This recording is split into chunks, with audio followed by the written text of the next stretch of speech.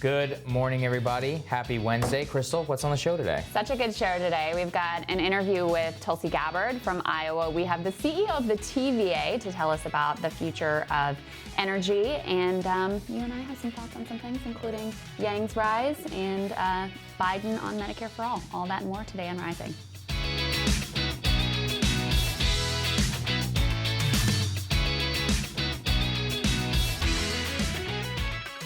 Krystal, what's on your radar? So, reality has delivered a devastating fact check to one of Biden's key talking points against Medicare for all. Allow me to explain. You will recall that in the last debate, Biden attempted to critique Medicare for all from the left, claiming it would be bad for union members. Take a look.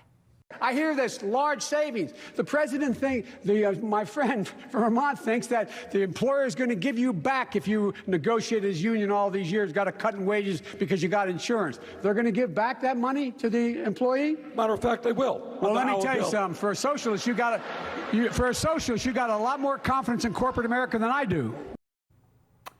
All right. Now put aside the hilarity of Biden calling Bernie the president, the obnoxious neo-McCarthyism, and the pathetic fact that Biden actually stole this talking point from John Delaney.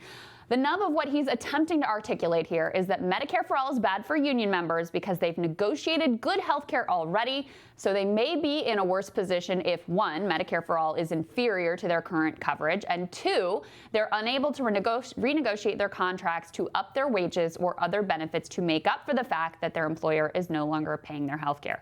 Now, frankly, it's a pretty stupid argument on its face. I actually had trouble writing it out in any kind of a coherent way because how could workers possibly be worse off if you're going from one good healthcare plan to another good healthcare plan with a chance to renegotiate for higher wages, which, by the way, is written into the damn bill.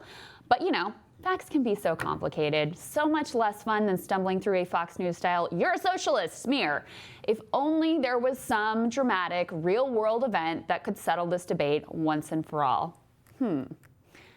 Maybe try this one on for size. As you likely know, about 50,000 GM auto workers are on strike right now, fighting for job security and an end to the two-tier system that was instituted after the auto bailout, and also a share of the profits that they've worked hard to create. Remember, workers gave up a lot during that auto bailout, and now that they have built GM back to profitability, it seems only right that those workers should be compensated for the sacrifices that they made. So I'll give you one guess what tactic GM just employed to put pressure on those workers. They stopped paying their health care. Now the UAW is having to pick up the tab for these workers' COBRA so that they don't go completely out of coverage. Needless to say, if we had Medicare for all, no one would have to worry about being able to get their kid insulin because they exercise their right to strike. Here's Sarah Nelson, International President of the Association of Flight Attendants. She says, "A note to anyone who wants to use union members as a wedge to oppose Medicare for all. UAW has one of the best plans in the country, but management can still use it to hold workers hostage. Medicare for all puts power back in our hands." That's right. Maintaining an employer model of healthcare means handing bosses another weapon they can use against their workers. One more way that they can drain union strike funds. One more way that the power dynamic is asymmetric. If you're going to truly stand with union workers, it means putting power in their hands, not making them reliant on the goodwill of their employer for what should be a human right.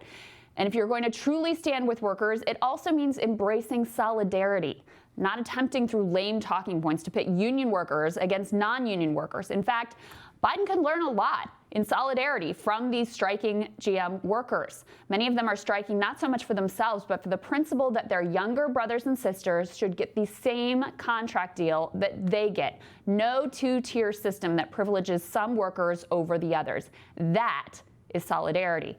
It's the key to worker power. It's the central value of the labor movement, and it's something that Joe Biden apparently struggles to understand.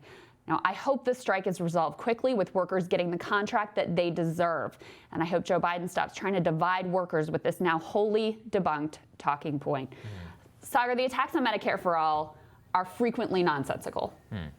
I mean, I think that what Biden was getting at was that they wouldn't be able to negotiate, I guess, better contracts. But he needs to answer for this if he's going to maintain that within his criticism, which is that the uniformity of healthcare would make it so that people couldn't get more benefits over others. But, and I mean, to your point, that is contradictory if you believe that healthcare is a human right. But you're right. I mean, if he's going to stick with his union talking points, then he needs to be able to defend why this is a defensible position. Well, and the ability to renegotiate the contract is part of the law. So that's just like a made-up fantasy thing. But also, I think it misunderstands the idea that every worker is just going to be in it for themselves, right? That they're only going to be focused on their own personal situation and not what's going to be good for their working brothers and sisters. And that's just not been my experience in the movement at all. All right. Next on Rising. Presidential candidate Congresswoman Tulsi Gabbard has not held back her criticism of President Trump's interactions with Saudi Arabia. She tells us how her military experience helped shape her views on foreign intervention and more when Rising continues.